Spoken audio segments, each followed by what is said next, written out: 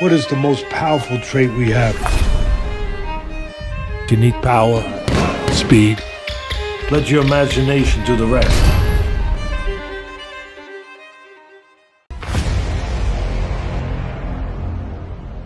Boxing King Media with Gary Lockett. Gary, a good win for your man tonight. Impressed? He got the win. I mean, was I impressed? Look, he had to get over a couple of obstacles. I mean, Thomas is a gatekeeper, isn't he? He's been around a long, long time. He's got a good team around him, and they came with a game plan that was really going to mess Reece about, make him fall short with a jab, try and hit him with the counters. He was zigzagging, coming low, coming in with the left cross from the southpaw stance, and it was tough. I mean, Reece was outworking him from the start. I mean, I don't think he was ever in any danger of losing the fight, but I think he took the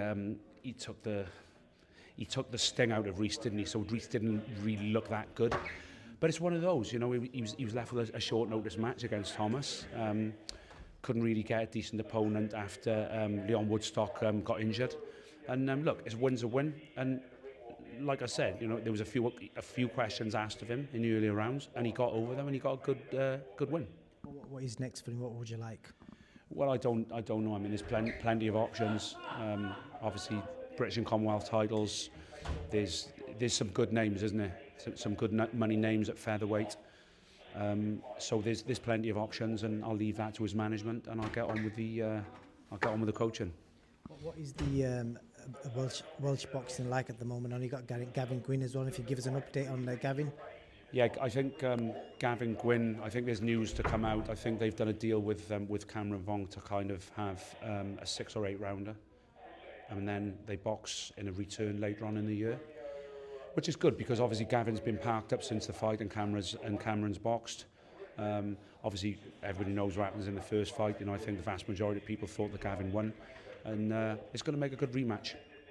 When can we expect to see another big event in Wales? Because I feel like there's a lot of fighters there, but we're not seeing any shows there. No, this is the thing. You know, it's very disappointing because I've got a lot of talent in the gym, but how can you build fighters when none of the big promoters come down there? It's really frustrating. But hopefully, you know, Lauren Price is a world champion now, and obviously you could have Reece as a chief support.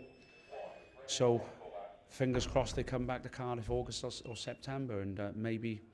You know, Eddie with Joe Cordina, maybe. Joe Cordina has a fight coming up very soon, so, you know, Joe gets a win, and there's always the chance that Eddie could come back to Cardiff and with a big fight for Joe, so fingers crossed. Hopefully so. Just want to get your opinion on rumours today. Moses Itama could be fighting Dillian White in August. What do you make of that? Is that the right fight for him or the right fight for Dillian? Well, you don't know. I mean, Dillian's had a fantastic career, hasn't he? And he's getting older now, so it could be one of those fights where Dillian just gets old overnight. And, you know, listen, Frank Warren's a fantastic matchmaker, isn't he? He has been over the years. Boxing's about timing, so it's either going to be a wrong move or he gets it right. And Moses does really well in the fight, but it's a good fight anyway, isn't it? In your opinion, what's the right move for Anthony Joshua next? Say what again? What's the right move for Anthony Joshua next, in your opinion? To be honest, I don't know. I mean, obviously, I saw him against Daniel Dubois, and he seemed to get overpowered that night, didn't he? But I mean, is he shot? I don't really know. I'm not part of his. I've never been part of his training team, so I don't know. But I mean, you know, Anthony Joshua is such a big draw. If he does fight again, he's going to bring the crowds, isn't he? And I think that's the attractive thing about Joshua. You know, why is he going to sort of knock it on the head or retire when every time he fights he draws such a crowd and makes a lot of money? So good luck to him, whatever he does. In your brutally honest opinion, does Daniel Dubois overturn those results against Alexander Usyk in a few weeks' time? I think he has improved since the Usyk fight. It was controversial. I won't say what my thoughts were on it, but I mean, you know, in the end, I think Usyk did kind of outclass him, didn't he? But I think Daniel's improved not only in style, but he's also improved in confidence since then. So it makes for a great fight, doesn't it? So look, you know, Usyk is getting on. I think, what's he, 37, 38 now? Something like that, yeah. So again, Father Time could catch up with him in that fight. So good luck to Daniel Dubois. Last question for you. I don't know if you've seen today with the Sky Sports, they've not announced it, but the strong rumours are that they won't continue an exclusive deal with Boxer. Does that affect you or your fighters in any way, and your thoughts on that? It does affect us really, because Reece is under contract to Boxer, but Look, I don't know. None of us know what's going to happen. I think the announcement may be Monday or Tuesday, and you know, and whatever the situation, we'll deal with it. Gary, thank you and well done. Congrats again.